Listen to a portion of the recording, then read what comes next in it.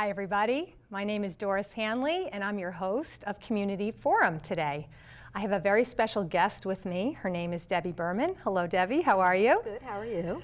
Debbie is a presenter and an educator, and she was also a former reading and special ed teacher in the Brookfield Public Schools. She is definitely an advocate to end bullying, and I feel very privileged to be interviewing her today. So thank you, Debbie. Thank you. So my first question is, just so that our audience get a little feeling for you, can you tell us a little bit about your background? Sure. I was born and raised in New Jersey, and I ended up going to school in Boston, at Boston University, where I met my husband. Oh, nice. And we lived there for a couple of years afterwards, and I taught, and he actually had a degree in psychology, but he decided that he was going to go to optometry school. And he got into the optometry school in Philadelphia, so we were there for 4 years. And you know, I taught there for 4 years. I was teaching special education. And then when he started to look for jobs, we really did love New England, so he was looking around here, and he got this great job offer to be a partner in a practice in Ridgefield. And we love this area, so now we've been here for probably close to 35 years. Wow, that's and amazing. So we started our family, and I have 2 sons. They're now, well, this month actually. The older one, Jeremy, is going to be 34, and my younger one is going to turn 30. Wow. Yeah. And then we had adopted a little girl when the boys were 9 and 13 years old, and her name was Alexa, and we had adopted her from Russia. So that completed our family. And I had taken off in between when I first had Jeremy for 10 years, and then I had gone back to work. Mm-hmm. And for most of the time, because I had gotten my master's degree when I was in Philadelphia, I was teaching reading. And the last 3 years that I was at school, this is my 3rd year as a retiree, I was teaching special education. So I kind of had gone back and forth between those 2 disciplines. Wow, so always caring for children, being around a lot of children. Yep. That's wonderful. Yeah.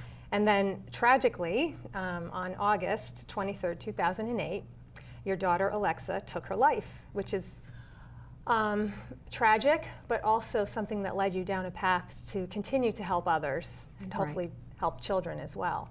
Right. I know that that must have taken an extremely huge toll, emotional toll on your family, and if you wouldn't mind sharing just a little bit with us, that would be great. Yeah, I mean, an enormous toll, and you know, partly because you know, we did adopt her, and you know, certainly we thought that we were giving her a much better life, and so then to have it end like that, it really was just absolutely tragic, but that had a lot to do with it as well. And partly too because we adopted her late. You know, we didn't adopt her as a baby. We adopted her when she was 4, and we found out a lot of things that we did not know when we initially adopted her. And she had been with her birth mom for 18 months. And while that you would think is a very good thing, and she was examined by a doctor before we left Russia, she was actually very, very affectionate, so she didn't have those signs of an attachment disorder. And the doctor said, you know, you're very lucky because she's not showing those signs, and the fact that she can, you know, it seems like she can adapt and she can get close to people. You don't usually see that. Mm-hmm. And then when we brought her home, it was the same thing. I mean, with the boys and with all the relatives and friends, she was the same way. But in actuality, not knowing, that is a sign of an attachment disorder when you can attach to anybody at any time. There was no stranger danger. So it made our life easy because she adapted so well, but it really was a sign that we didn't see until she became an adolescent. Mm-hmm. So, you know, it's a long story that I can't go into the whole thing now, but she was very sensitive, and she never had a huge group of friends, but she always had friends that she was close to, and she was kind of mature for her age, and it was very important to her to have whatever friendships she did have. She wanted them to be close and meaningful. She didn't like those big groups. She didn't like all kinds of gossip and things like that, so that when she got to this point where, excuse me, like in adolescence, and you know, especially with girls, friends one minute, not friends the next, it was extremely difficult for her. So when, you know, she had gotten to be 14 and things had just gotten so bad and she did end up taking her life, I can't even begin to explain to you. It's such an enormous hole, and at first you're so shocked. You're like in oblivion almost. So, not to interrupt you, but everybody in your family was shocked. So the boys, Yes. who were closer to her as far as a sibling relationship, were as equally shocked as you and your husband. I mean, it was, my younger son had been in college, so he was home because it was the summer, and he was with us. So, you know, it was just shocking that he was with us, and then he ended up, from what I remember, calling my other son, who was living in DC at the time. And I mean, his reaction too was, I mean, he was in absolute disbelief, and then he did some research on the computer, I remember, and he called back and he just said, do you know what the incidence is of this for somebody who's her age, who's a girl? I mean, minuscule. So it was even more shocking to him, like, how could that happen when the chances for that are so low? You know, and my other son, you know, he had been in college, and it was soon time for him to go back, and he felt like, I should go back because I'll get my mind off of this.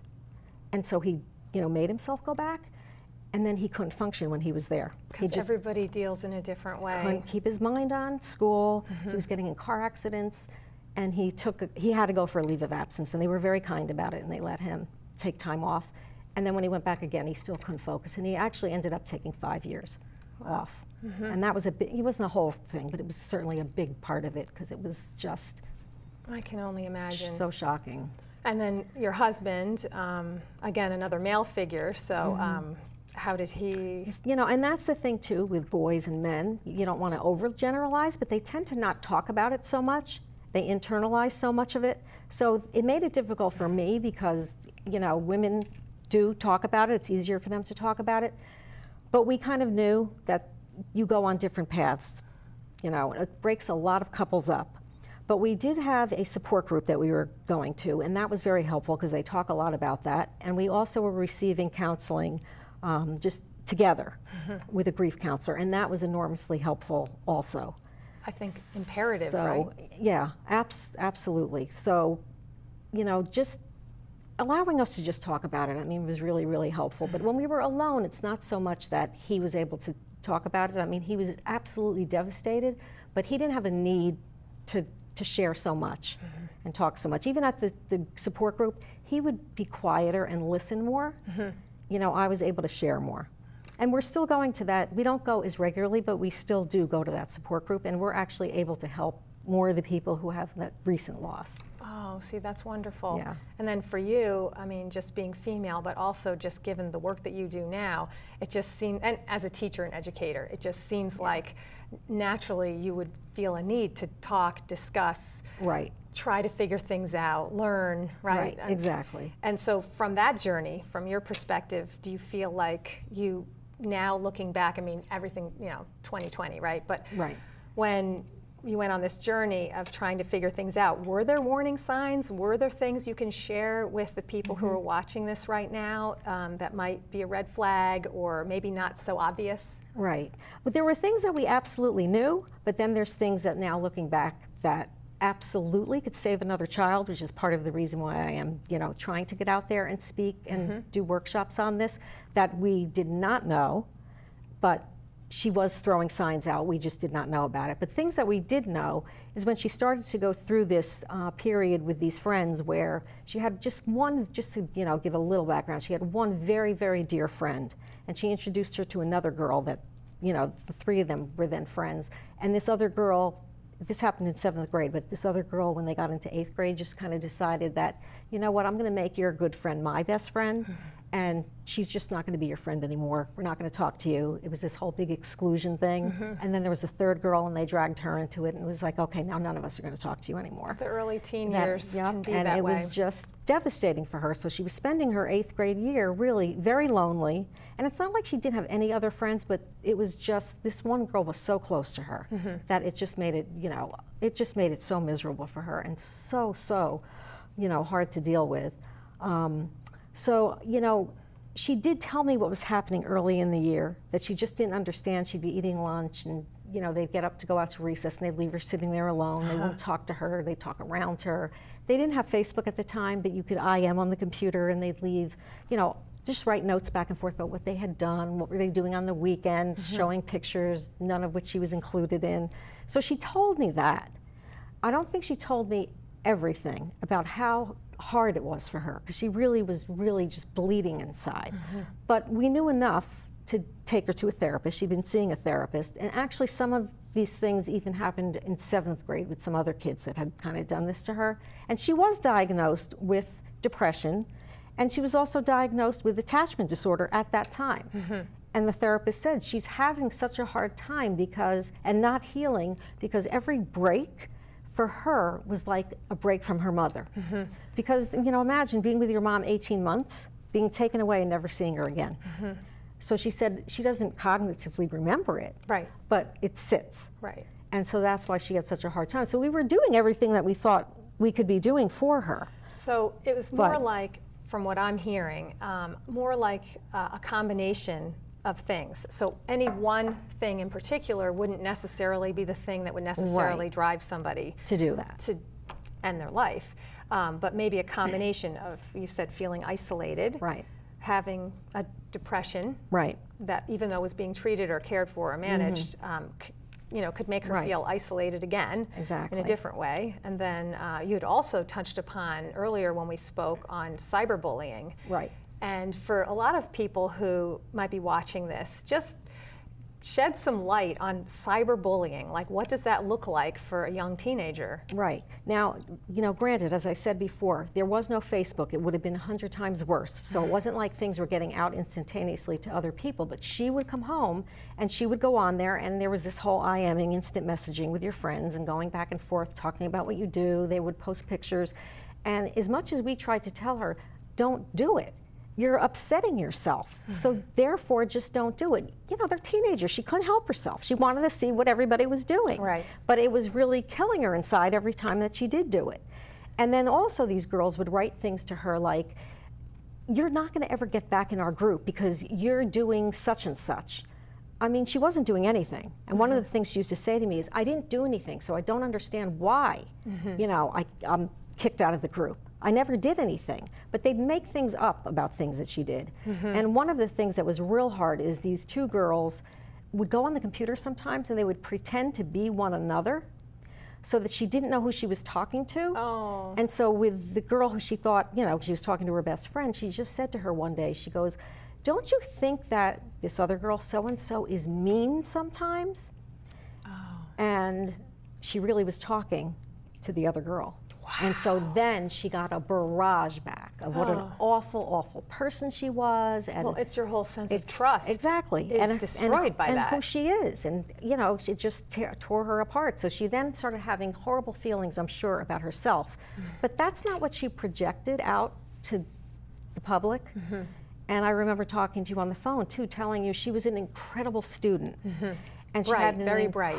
Very bright, and an incredible relationship with teachers. And I had teachers tell me that she made them a better teacher because of how curious she was, the questions she would ask, how engaging she was. So I don't think either that they would ever think to look at her as a high-risk student. Right. And they never were going in places like the cafeteria and other places where she was feeling isolated, so that they could see, you know, what was happening.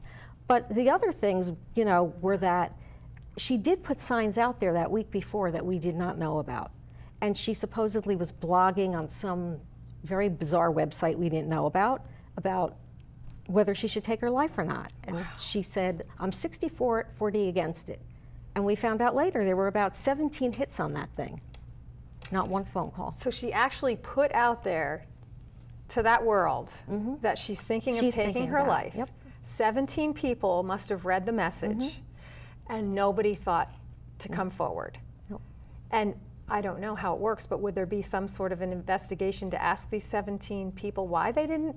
No, because when we called up that website, they can't tell you, you know, they won't go in there and tell you who hit on it. Okay. One person did tell us later. That's how we found out about it, that her daughter obviously had gone on there and saw it, but didn't call us when it happened. Wow, unbelievable. It's so complicated. I mean, everything from privacy issues with the computer to all the trust violations with people impersonating each other online. Yeah. I mean, as a young, growing adult, like, where's your foundation? Where's your strong base to pull from? And mature as she was 14 years old. Right. But these girls were 14 years old as well. Right, right. Oh my goodness, wow. So from that tragedy, you wanted to honor your daughter, basically. And so tell us how you did that. Right. What is your So, website? you know, initially too, my husband and I, and even as much as, you know, it's hard for him to talk about things, he did immediately say that he wanted to do something also. And we did work on this stronger bully bill that they were doing. She died in 2008, and then they were developing a stronger bully bill in 2011. So we actually had the opportunity to work with some legislators and look at the bill before it went out there to be voted on.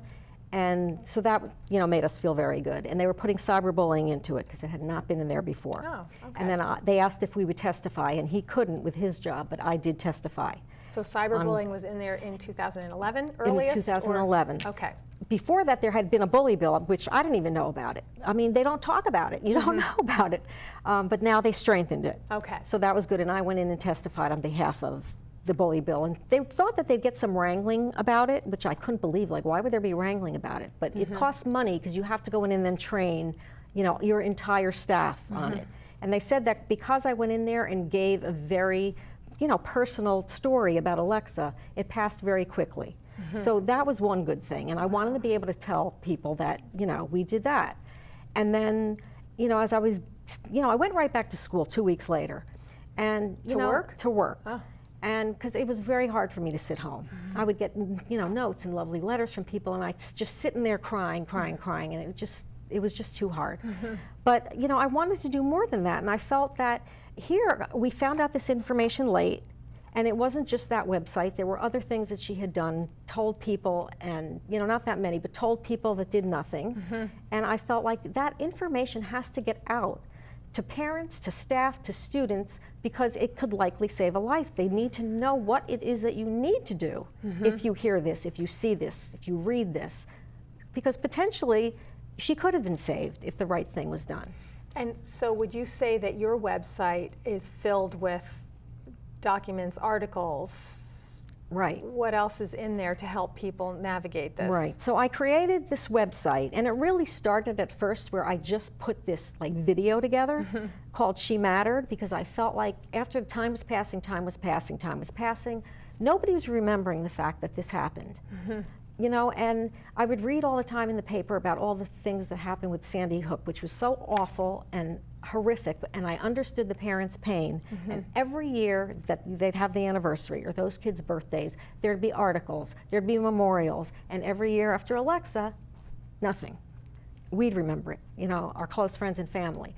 But I'm like, but she mattered also. Right. So I put this video together called She Mattered, and after that, I'm like, what can I do with this? And so I did. I started to gather all kinds of information, you know, on different websites that there were, different books I had been reading, because I was reading voraciously to find information about, you know, why did this happen? Right. You know, what could be done? And I created this website for that, and also to let people know that I am doing these presentations so that they could set up, you know, a time for me to come and either talk in their school, in their church, in a temple. I've done it in my temple, individually. And can you just spell out your website again? Yeah, it's www.shemattered.com. Perfect. So just She Mattered, all one word. She Mattered, all one .com. word. Yep. What a great resource for any parent who just wants to understand the whole situation a little bit more. And why wouldn't we want to understand it? Because the computer age is here to stay. Yep. It's not going to go away, and if anything, messaging is getting quicker and quicker, and these kids have sneakier and sneakier ways to communicate with each other. Yep. So as parents, really, it's part of our job to not be in the dark and to understand a little bit more. Absolutely. And like you said, you know, to me before, it wasn't just the one thing that caused this. It was a host of many things. Right. And if your website can shed light on that for anybody, how great is that? Right. Something else that I think is important to touch upon, I feel like the word bullying is used a lot. And I know you'd probably agree, there's differences between bullying and just teasing somebody. So could you get into that a little bit? Yeah, and I think it's hard, especially with young kids, little children. They come home, they're very upset because somebody said to them, I don't like you, you know, I don't like your dress, you know, you can't play with us.